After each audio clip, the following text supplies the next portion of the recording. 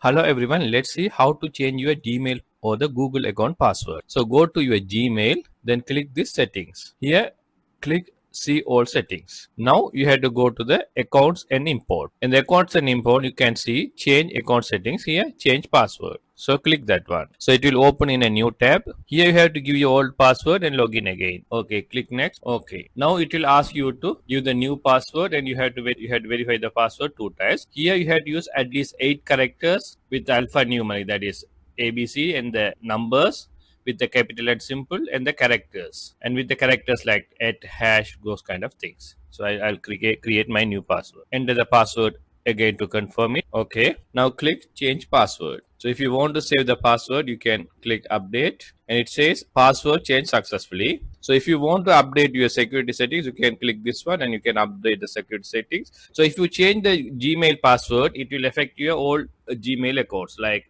Play Store, YouTube. So wherever you are using Google account, the new password will be effective. So once you click get started, okay, that's it guys. So please subscribe my channel and stay with me. Thank you.